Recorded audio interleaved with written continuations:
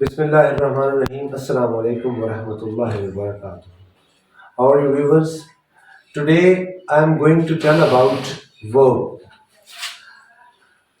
So many definitions are present in the books.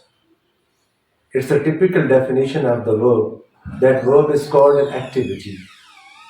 All the activities of the universe, we can categorize them into verb. For example, what's going on in the present, that is called verb.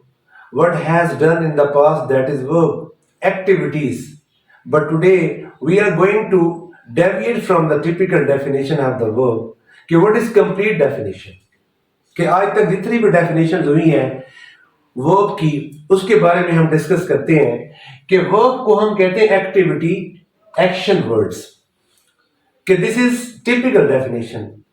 All the human beings, all students think that verb only means activity. Action words fall into the category of verb. But today I am going to tell you that verb doesn't mean only activity or action words. State of being is also verb. इसको हम define करते हैं कि state of being किसे कहते हैं. फिर possession को भी वर्ब कहते हैं. कुछ ऐसे वर्ब भी हैं जो कि मलकियत को शो करते हैं, पोजेशन को शो करते हैं. तो इसको डिफाइन ऐसे करेंगे कि वर्ब इज एन एक्टिविटी और action words. Verb is also state of being, it also tales possession. इसके लिए हमने इसके वर्ड्स लिखे हैं कि एक्टिविटी और एक्शन वर्ड जैसे ईट, ड्रिंक और वॉच, ये एक्टिविटी को शो करते हैं कि I am drinking water, I am drinking Coke.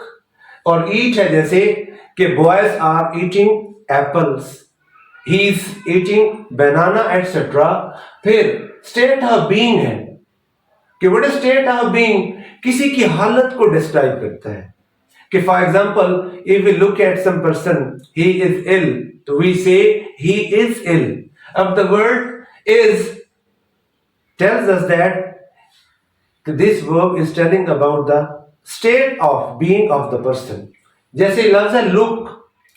अब लुक के अपने तो कोई मीनिंग्स हो सकते हैं, लेकिन look as state of being verb को जब हम करते हैं तो एक सेंटेंस में बताता हूं आपको कि शी लुक्स इंटेलिजेंट.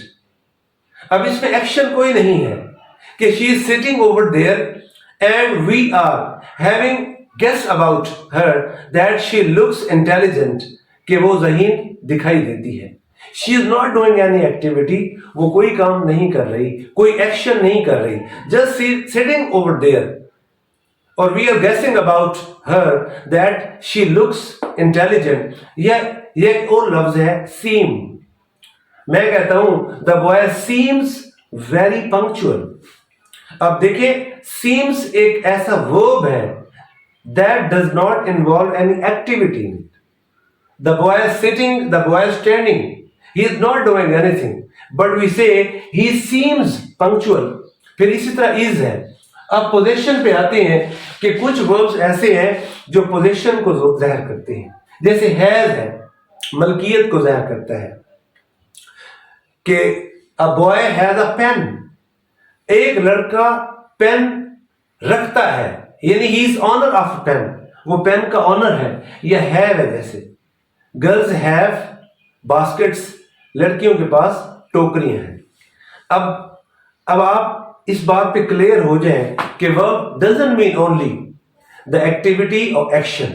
तो वर्ब को हम कंप्लीटली ऐसे डिफाइन कर सकते हैं कि verb is an activity, state of being and it also tales position of anything. ये किसी चीज की पोजीशन को जाहिर करता है.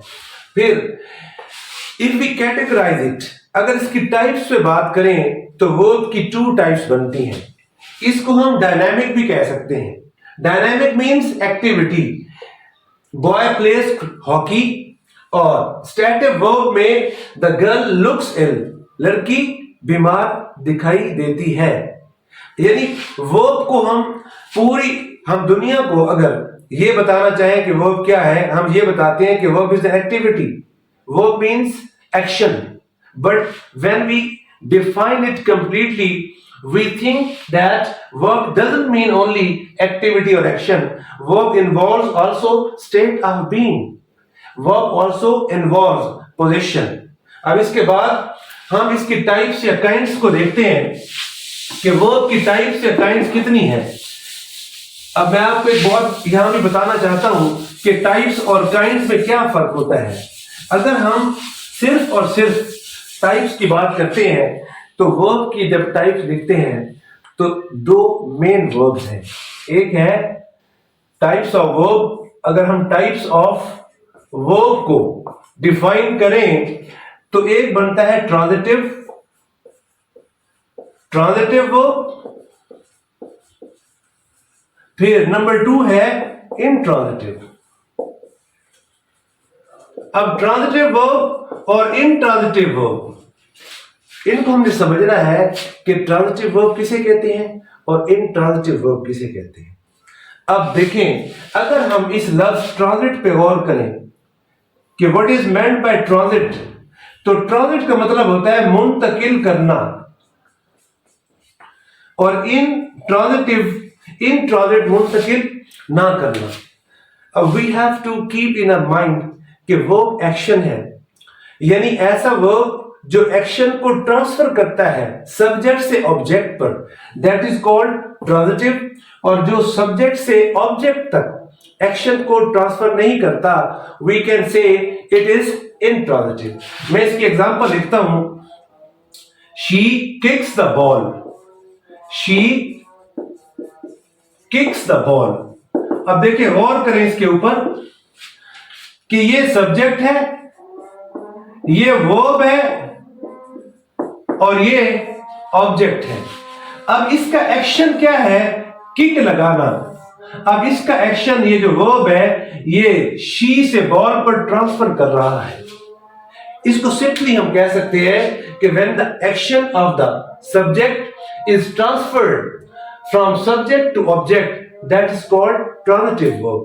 We can also say when the action does not transfer from subject to object, that is called intransitive. देखें, she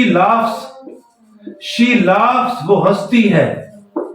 अब देखें, इसमें इसका जो एक्शन है, it is not going to transfer to the object, यानी सब्जेक्ट से ऑब्जेक्ट की तरफ जब कोई एक्शन ट्रांसफर नहीं होता, we can say this is intransitive.